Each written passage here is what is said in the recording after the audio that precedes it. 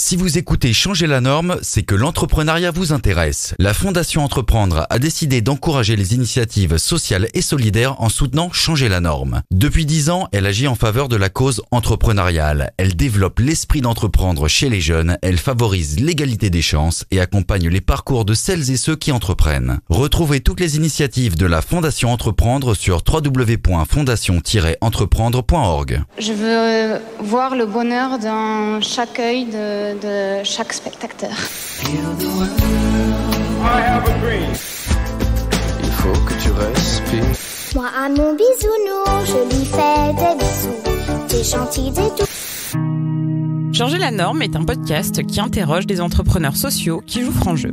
Pourquoi changer la norme ? Parce que c'est notre conviction chez Care News que l'ESS, l'économie sociale et solidaire, c'est la norme de demain. Mais que pour changer les choses, il faut en parler librement, vraiment, pour les rendre normales. Les entrepreneurs sociaux qui côtoient le micro de ce podcast et Care News en général sont convaincus, volontaires et courageux. Ils construisent l'économie autrement et rencontrent, comme tout le monde, parfois des difficultés. Nous avons déjà parlé insertion, recyclage et écologie dans Changer la norme. Aujourd'hui, on parle des trois à la fois. J'ai le plaisir de recevoir Claire Tournefier qui anime depuis 7 ans une aventure au pays des jouets. Ces jouets que l'on jette, accumule, qui polluent, mais dont, paradoxalement, de nombreux enfants manquent. Entre ce trop-plein et la précarité, elle a créé une association qui récupère, trie et recycle les joujoux. Et surtout, pour cela, elle a monté une entreprise d'insertion qui permet de remettre dans le monde du travail ceux qui en sont éloignés. Elle nous raconte comment la magie des jouets côtoie les difficultés de la vie via son entreprise sociale unique. Bonjour Claire. Bonjour Flavie. Tu vas bien ? Très bien. Super. Alors je suis hyper contente de te recevoir parce que ça fait, on a une quinzaine d'épisodes de Changer la norme et jamais je n'ai abordé ce sujet. Aujourd'hui, on va parler de jouer et de rejouer, qui est une association que tu as fondée en 2012, qui mêle à la fois un côté environnemental, écologique, avec de la valorisation, de la collecte, de la réparation, de la vente de jouets qui ont déjà servi, et aussi un volet insertion, puisque tu remets le pied à l'étrier à des personnes qui étaient exclues du monde du travail. J'ai tout bon ? Tout parfait. Super. Je veux bien que tu racontes rapidement pour situer pour les auditeurs. Moi, je sais comment tu as créé Rejouer. C'était après un congé mat. Avant, tu faisais de la communication. Mais comment elle t'est venue l'idée ? Alors, j'étais bénévole à la Croix-Rouge de mon arrondissement et je voyais tous ces jouets s'accumuler. Et sans solution vraiment pour les remettre en circulation, parce que pas assez de bénévoles, parce qu'un travail en fait très très minutieux à apporter à ces jouets qui sont très divers, qui ont plein de pièces détachées, et puis aussi ces enfants qui n'ont pas de jouets, notamment à Noël, et qui sont des enfants pauvres. Il y en a quand même un enfant sur 5 en France est un enfant pauvre, ce qui est énorme pour un pays développé comme le nôtre. Donc ces facteurs-là, plus ma condition personnelle en fait à cette époque où j'étais fin de congé maternité, où mon entreprise n'avait pas voulu de moi à mon retour de congé mat, voilà, j'ai cherché à développer une activité. Donc je me suis renseignée sur ce qui existait en France déjà sur cette activité de réemploi de jouets et d'insertion sociale, et j'ai trouvé 2 associations qui existaient déjà. Je suis allée les voir, j'ai regardé comment elles faisaient, j'ai dialogué beaucoup avec les encadrements, les salariés accompagnés, et puis j'ai décidé de me lancer à Paris sur cette activité et de la créer avec aussi toutes mes compétences et mon passé dans le monde de l'entreprise, ce qui change un petit peu par rapport au monde de l'insertion traditionnelle et aussi le monde de l'environnement. Donc c'est comme ça à la croisée des chemins. Mais voilà, ma volonté c'est aussi d'ouvrir sur le monde économique, parce que l'insertion ne peut se faire que s'il y a lien, s'il y a passerelle avec le monde économique tel qu'il est. Je voudrais qu'on commence par parler de la question des jouets, parce que j'ai trouvé quelques chiffres et alors moi ça fait longtemps que j'ai arrêté d'acheter des jouets ou d'en recevoir. Alors, j'ai pas le nombre de jouets vendus dans le monde, mais le chiffre le plus parlant que j'ai trouvé, c'est qu'il y a 31 milliards de Lego qui sont produits mondialement chaque année. Ce qui me semble complètement, ça me semble beaucoup, mais peut-être pas.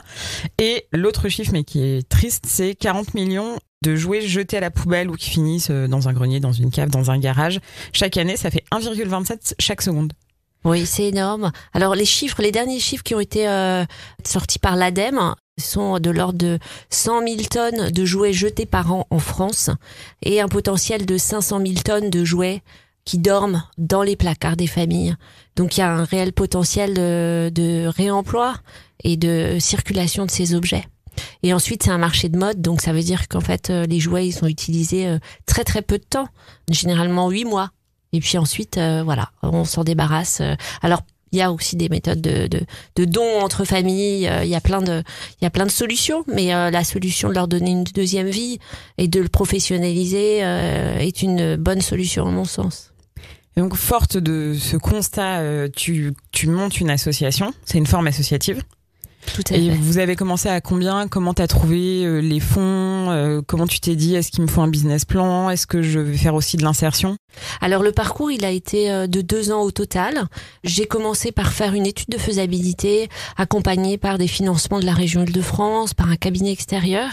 Et j'ai rencontré les acteurs à la fois de l'insertion, du monde économique, du monde du jouet, du monde de la distribution et de l'insertion tout en particulier, puisque je ne venais pas de ce monde-là et j'avais besoin de comprendre comment faire pour monter un chantier d'insertion. Donc j'ai rencontré les fédérations et j'ai aussi fait beaucoup d'appels à projets, répondu à beaucoup d'appels à projets, présenté l'association, son objectif, ses missions pour recueillir des fonds qui m'ont permis de louer le premier local et puis voilà, de commencer en ayant l'agrément de l'État, puisque chantier d'insertion, il faut avoir l'agrément de l'État. Et donc c'est la description de tout le parcours de formation, quel type de public on accompagne. Et nous, on a une spécificité, c'est qu'on accompagne une majorité de femmes. Et c'était vraiment un souhait au démarrage, puisqu'il existe peu de chantiers d'insertion spécifiquement adaptés pour les femmes qui ont des enfants et qui peuvent arriver à 9h30 plutôt qu'à 8h30, qui peuvent ne pas travailler le mercredi, puisque le mercredi est dédié aux enfants pour s'occuper de la famille. Voilà. Donc nous, on avait vraiment cet ADN-là de permettre à ces femmes de sortir de la précarité, de trouver un logement, de se former, d'être accompagnées aussi pour créer un projet professionnel. Et tout ça contribue à aller vers l'emploi in fine. Donc concrètement, tu commences avec des subventions, du mécénat, des appels à projets, des labels. Mais il y a un modèle économique derrière, parce qu'il y a une boutique rejouée. Donc au départ, tu collectes des jouets. Tu les collectes tous les jouets? Alors les jouets, on les collecte beaucoup dans les entreprises qui organisent des collectes en fin d'année ou tout au long de l'année. On fait maintenant des collectes chez les distributeurs généralistes ou des distributeurs spécialisés au moment de Noël notamment. On a aussi des dons de particuliers qui viennent nous les apporter à l'atelier. Mais la majorité, ce sont vraiment des dons qui sont collectés lors d'événements de collecte dans les entreprises. Des solidaires, des choses comme ça. Tout à fait. Il y a les jouets qui arrivent on va parler concrètement. Donc, ils arrivent dans un dépôt. Ils sont triés. Tout à fait, ils sont triés. Ils sont triés avec des normes assez strictes. C'était ma question. Est-ce qu'il y a une législation de réemploi Alors, il n'y a pas de législation sur le réemploi de jouets en tant que tel, mais il y a une législation qui est forte sur les jouets neufs, qu'on respecte, en fait, avec les outils dont on dispose, bien évidemment, puisqu'on a plus les modes d'emploi, on a plus les emballages, donc, on regarde, en fait, le marquage CE qui est sur le jouet. S'il a le marquage CE, on considère qu'il a eu l'autorisation de mise en marché, donc on prolonge sa mise en marché. On regarde s'il n'est pas cassé, qu'il n'a pas d'aspérité, qu'il fonctionne encore, que sa couleur est encore agréable et vive, et puis on le conserve si il a toutes ces caractéristiques et qui représentent aucun danger. Et ensuite on trie ceux qui sont cassés, on les trie par matière pour que ça soit préparé pour le recyclage. D'accord, donc il y a 75% des jouets que vous arrivez à réutiliser, donc les 25% partent au recyclage, et ensuite ces jouets ils sont soit redonnés soit revendus. Tout à fait. Dans quelle proportion?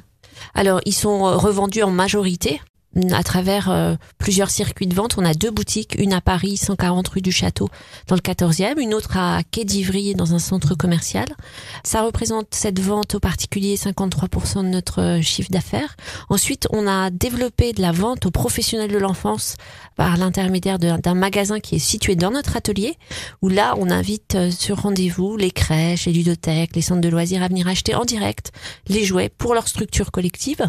Et ça, c'est en augmentation, donc c'est des marchés qui sont avec beaucoup de potentiel, et on voit que aussi les collectivités s'engagent, c'est-à-dire on a des marchés publics maintenant, des villes qui s'engagent à acheter de l'occasion pour leur structure d'accueil d'enfants. Ça, c'est très très bien. Et ensuite, on a une opération qui s'appelle Noël solidaire, qui en fait consiste à faire appel à des mécènes, généralement entreprises, pour nous acheter des jouets au profit d'enfants en difficulté. Une dizaine d'associations sont bénéficiaires et qui distribuent ces jouets à Noël aux enfants qui ont moins de chance, qui n'ont pas des beaux sapins de Noël avec plein de cadeaux. Ça se revend combien un jouet, le ratio par rapport à un prix neuf? Alors notre moyenne du prix du jouet vendu par rejouet, c'est autour de 5-6 euros. Et le moyenne du neuf? C'est 16 euros. D'accord, donc un tiers du prix. Ouais. Alors ça, c'est le prix moyen. Bien sûr, il y a des jouets qui sont beaucoup plus chers que 16 euros quand on arrive dans des grands univers avec des figurines ou voilà. Donc là, on va jusqu'au bout de la recomposition, c'est-à-dire que tous nos jouets sont nettoyés, tous nos jouets sont recomposés, soit à l'identique, soit avec aussi un peu de création. Et dans ces cas-là, on les vend un petit peu plus cher que 5-6 euros. On va le vendre maximum à 50% du prix du neuf. S'il est en très très bon état et bien recomposé, on ira jusqu'à 50% du prix du neuf. Mais c'est quand même tout à fait attractif et... Donc en 7 ans, tu as monté un centre de tri, un centre de réparation, 2 boutiques, non 3 même si on prend celle des professionnels. Comment tu t'es fait accompagner? Maintenant tu as une plutôt bonne équipe, enfin une grosse équipe, mais c'était quoi le cheminement? Alors le cheminement, j'ai été beaucoup accompagnée en fait aussi par des incubateurs. Après l'étude de faisabilité, j'étais accompagnée par Entropia, l'incubateur de l'ESSEC, donc il m'a donné un super réseau aussi de partenaires privés, de partenaires associatifs aussi. Et ensuite, notre ADN vraiment aussi chez Rejouer, c'est vraiment de travailler avec les entreprises, de travailler avec du mécénat, mais aussi de faire participer les entreprises à notre activité, les faire venir dans notre atelier pour qu'ils expérimentent ce que c'est l'activité de réemploi, démystifier l'insertion. Et du coup, ça aussi, ça nous porte dans notre développement. C'est-à-dire que on a eu aussi on fait aussi des ventes privées. J'en ai pas parlé, mais par exemple, on fait des ventes privées dans des entreprises qui nous le demandent.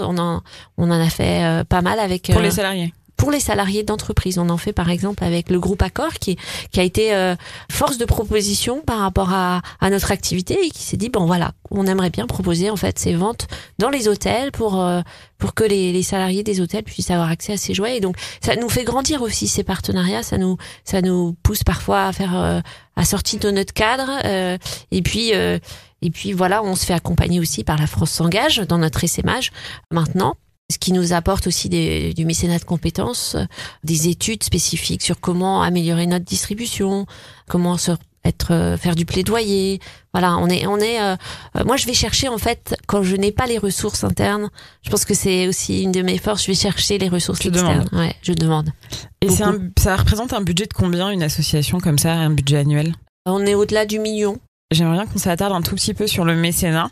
Donc tu as des entreprises, donc Accor, on a compris. Je crois qu'il y a aussi Société Générale parce qu'il y a un article qui est paru sur Care News hier. Donc je suis bien placée. Donc c'est plutôt des grandes entreprises. C'est plutôt des grandes entreprises. Alors on a des entreprises qui nous sont fidèles. Par exemple, Suez nous a accompagnés depuis le démarrage. La Société Générale nous soutient aussi beaucoup. On a eu un temps Nature et Découverte, par exemple. Voilà, on a la fondation FDJ actuellement. On est sur des accompagnements qui se veulent dans la durée parce que notre activité, il faut qu'elle s'inscrive dans la durée. On est dans la transition écologique et solidaire, donc on essaye d'encourager de dialoguer avec ces mécènes pour qu'ils nous accompagnent dans la durée. Ça représente à peu près 20% de contribution, ces mécènes privés. C'est important pour nous, mais c'est pas ce qui structure notre modèle. Notre modèle, c'est basé sur quand même l'insertion. C'est ça qui tient structurellement notre modèle. Mais bien sûr, on essaie de se développer pour avoir plus d'autofinancement. Actuellement, on est à 18% d'autofinancement. On pourrait aller jusqu'à 30, d'où notre recherche de l'amélioration de notre distribution. Mais le pilier principal de notre modèle économique est l'insertion par l'activité économique. Et j'espère que là, avec la future loi de la transition écologique et solidaire, on va arriver à une structuration qui sera aussi portée par la prévention des déchets, cette économie circulaire avec la création d'une REP, une filière à responsabilité élargie des producteurs sur le jouet. Et ça devrait être un élément structurant pour notre activité. Parlons un peu d'insertion. Il y a combien de personnes employées chez Rejouer? Alors actuellement, il y a une 40aine de salariés en insertion accompagnée. D'accord. Et ils sont accompagnés sur une moyenne la possibilité c'est 2 ans, mais la moyenne c'est 1 an et demi, avec à la fois des parcours de formation sur le nettoyage écologique des jouets, sur les jouets adaptés aux différents âges, parce qu'il faut qu'ils connaissent en fait les produits qu'ils manipulent tous les jours, les préparations à la vente, aussi ils font de la préparation de commandes, ils font beaucoup de stages aussi à l'extérieur, c'est-à-dire qu'on les encourage à aller expérimenter des métiers pour se dire ce métier je suis en capacité de le faire, ou je peux pas le faire finalement parce que j'ai tel et tel problème physique, ou ça ne me correspond pas à ce que je voudrais faire. Et après, réorienter et constituer le projet. Ce sont des personnes qui ont quel profil quand elles arrivent ? Alors, c'est des personnes qui sont majoritairement bénéficiaires du RSA, plus de 65% de femmes, avec des enfants, très faibles niveaux de qualification, ou pas l'absence de qualification, une diversité de nationalités, puisqu'on accueille aussi des réfugiés. Et donc, il y a aussi des cours de langue, il y a des remises à niveau de mathématiques, des choses qui sont la formation, de base, mais qui permet d'aller plus loin. En fait, c'est vraiment des briques de formation au cours du parcours. Donc, maintenant, ça fait 7 ans, donc tu es installé dans cette activité, mais qu'est-ce qui te semble difficile ou un frein à plus d'insertion, soit chez Rejouer, soit de manière générale, qu'est-ce qu'il faudrait faire en fait pour améliorer les filières d'insertion ? Alors, à mon sens, il y a vraiment une issue sur la sortie. C'est-à-dire que les financements sont de l'insertion, et que ça soit pour les entreprises d'insertion ou les chantiers d'insertion, sont très liés au département. Et donc, on a par exemple l'impossibilité, quand on est, nous, de positionner un salarié sur une entreprise d'insertion qui n'est pas du département dans lequel il réside. Et nous, on a des agréments, par exemple, pour le 94 et des agréments pour Paris.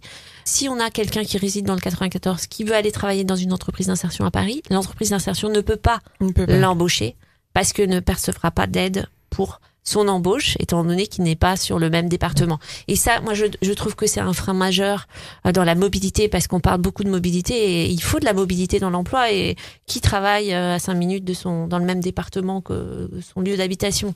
C'est donc, ça c'est, il y a peu de gens. Ensuite, nous, c'est vrai que on pourrait embaucher plus de personnes. On est limité par l'espace, parce que notre activité nécessite beaucoup d'espace. Et ça, c'est un frein pour nous. Ensuite, je pense que les passerelles vers l'emploi et les entreprises, c'est aussi un travail important. Et nous, on mène une collaboration avec ARES sur cet aspect qui fonctionne très très bien. C'est-à-dire, je pense que la mutualisation des plateformes de mise à l'emploi, ça c'est essentiel, parce que nous, on est un acteur moyen maintenant, mais ARES est un acteur beaucoup plus important, et qui a d'autres, qui met au service de structures comme les nôtres plusieurs possibilités de stage, plusieurs liens avec les entreprises, et ça démultiplie les sorties possibles pour les salariés. Donc il faut aller encore plus dans ce sens. Et il y a aussi des entreprises qui s'engagent à, par exemple, embaucher de façon progressive les salariés. C'est-à-dire qu'une personne, pour le citer Franprix par exemple, dans un autre dispositif, propose que le salarié reste salarié de chez Rejouer, mais 1 mois, il travaille chez Franprix pendant quelques semaines. Puis après, ça devient plus important. Et petit à petit, en fait, le salarié quitte notre structure et va vers un emploi dans la distribution. Et ça, c'est des exemples qui sont très porteurs et qui permettent des transitions douces qui sont nécessaires pour les personnes qu'on accompagne, parce que souvent les ruptures peuvent être brutales dans l'emploi, et ça fragilise les parcours, et je pense que de travailler vraiment en collaboration avec les entreprises, ça serait bien pour faciliter dans une transition douce ce retour vers l'emploi, et non pas un coup près embauchable, pas embauchable. C'est beaucoup plus compliqué que ça, parce qu'il y a plein de facteurs externes qui peuvent faire que l'emploi va pas tenir. Et donc nous, on a cette compréhension de la personne, il faut qu'on puisse la partager avec l'entreprise qui accompagne, et qu'elle comprenne ça, et ça se passera de mieux en mieux. Ouais, mais il faut une vraie volonté des entreprises qui prennent le relais, parce que c'est du temps, du coup de l'argent, un certain type de management. Tout à fait. Aussi, ouais. On n'est pas tous aptes. Je pense qu'il faut des formations, des choses comme ça, j'imagine. Ouais. Donc c'est un vrai effort, c'est volontaire. C'est tout à fait, c'est volontaire, et c'est aussi donner la chance à la personne plutôt qu'au CV. c'est vraiment travailler en termes d'individu à individu. C'est donc c'est local aussi. C'est local parce que les personnes vont travailler dans un périmètre quand même assez proche et donc c'est ça qui fonctionne aussi à terme, je pense. Puisqu'on parle d'entreprise, est-ce que Rejouer travaille avec des entreprises de jouets, des producteurs de jouets, ou des magasins de jouets? Est-ce qu'il y a des liens qui se font vu la nature du métier de Rejouer? Alors on a fait quelques partenariats avec certains il y a quelques années, notamment avec le groupe ID Group. On a travaillé avec Nature et Découverte qui ne vend pas que des jouets mais qui quand même a un beau rayon sur de la collecte par exemple, sur de la communication auprès des citoyens pour éviter de jeter. Voilà, mais on aimerait aller au-delà de ça nous dans le cadre de la création de la REP parce que on a besoin d'avoir par exemple les modes d'emploi, on a besoin d'apprendre à peut-être mieux trier pour préparer au recyclage et ça on a besoin des fabricants pour le faire et à terme on aimerait bien aussi dialoguer sur l'éco-conception avec eux, leur dire voilà, si on va aller dans ce sens, qu'est-ce qu'on pourrait faire ensemble? Et puis prolonger la durée de vie du produit jusqu'à quel stade? Voilà, toutes ces questions. Il y a beaucoup d'obsolescence dans les jouets? Oui, il y a beaucoup d'obsolescence, oui, tout à fait. Il y a beaucoup de produits copiés. Enfin, il y a beaucoup qu'on appelle les MeToo, qui sont les produits qui ressemblent à ceux des grandes marques et qui sont pas fabriqués tout à fait pareil avec la même qualité, quoi. Oui, des copies. Oui, c'est vrai qu'il y a des effets de mode dans les cours de récré importants. Merci de toutes ces infos. Le temps file. Donc, t'es très implanté dans l'ESS. En plus, t'as un corps de métier qui est un peu unique. Moi, j'ai découvert Rejouer via Fred Bardot, qui décidément est partout. Je sais plus si c'est l'année dernière ou il y a 2 ans où il a mis un coup de gueule, comme il sait bien les faire, sur Facebook en disant arrêtez d'acheter des trucs à 40 balles qui viennent de Chine, tout neuf à vos enfants. Il y a des structures et il parlait de Rejouer. Donc c'est comme ça que je l'ai connu. T'es labellisé La France s'engage, t'es passé par Entropia, t'as été soutenu par beaucoup d'entreprises. C'est quoi ton regard sur le monde de l'économie sociale et solidaire? Une très grande, large question. J'aimerais qu'elle soit encore plus solidaire, dans le sens où je pense qu'il y a énormément de choses à faire entre structures. Et que malheureusement, on est tous un peu dans notre silo d'activité, et voilà, moi j'aimerais bien collaborer avec d'autres structures encore plus que ce qu'on fait actuellement avec ARES, avec Emmaüs Défi dans le dispositif Convergence. Et je pense qu'il y a encore de belles choses à faire de partenariat, mais il faut accepter de sortir un peu de son précaré et c'est pas évident. Mais c'est peut-être aussi parce qu'on est tous très focus. On est tous très concentrés, utiliser le mot français sur ce qu'on fait. Est-ce que tu te définis comme entrepreneur social? Oui. Quand tu te présentes... j'ai un peu du mal à dire entrepreneur en global, en fait. Moi, je me perçois plus comme une créatrice.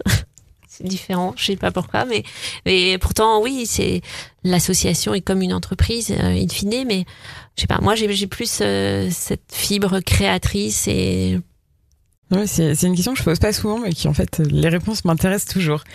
On arrive à la fin, déjà, on a déjà parlé beaucoup. J'ai des petites questions finales. Et je sais que t'as pas écouté les podcasts d'avant, donc je te jette dans le grand bain. Le but du jeu, c'est de répondre rapidement et en une phrase, et pas en répondant par toi. C'est-à-dire, tu peux pas dire moi. Tu vas comprendre. D'accord. Ok. C'est quoi la raison d'être, au sens loi pacte, de Rejouer, la mission? Inclusion sociale et transition écologique. L'homme ou la femme politique que tu voudrais convaincre?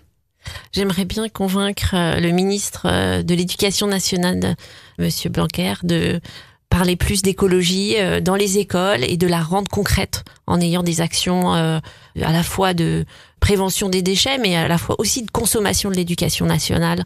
Et donc, acheter durable et racheter du réemploi aussi dans l'éducation nationale, parce que c'est les enfants qui apprennent ça dès l'école, des petits, parce que c'est les générations futures et que elles devront faire avec une terre plus contrainte. La taxe que tu aimerais inventer ou supprimer?